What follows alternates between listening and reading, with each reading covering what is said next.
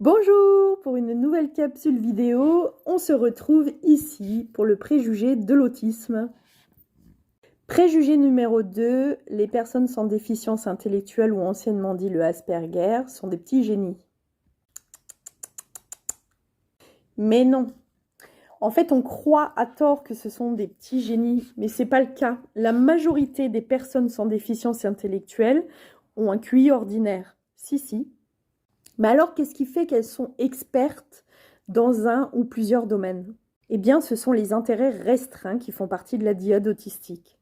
Par exemple, prenez Paul Elkarat qui a gagné les 12 coups de midi plus d'une centaine de fois, je crois.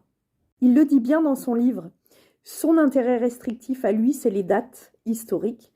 Et donc, pendant des années et des années, il a mémorisé toutes les dates et ça l'a aidé à gagner ce jeu. Et en fait, il a un QI tout à fait ordinaire dans la norme. C'est ça la force d'une personne autiste, ce sont ses intérêts restrictifs. En général, ces intérêts sont tellement marqués et tellement envahissants qu'on devient expert dans la matière. Si je vous dis que mon intérêt restreint à moi, c'est l'autisme, c'est ballot, non?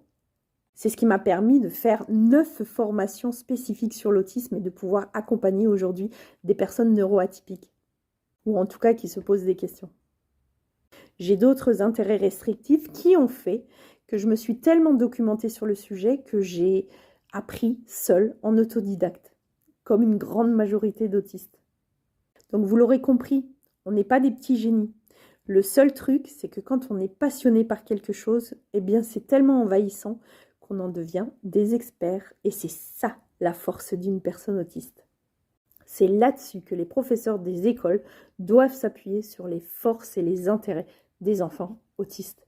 Et je vous garantis que ça sera des moteurs de classe. Si vous avez des questions, en commentaire. Sinon, n'hésitez pas à vous abonner, à liker et à partager. À bientôt!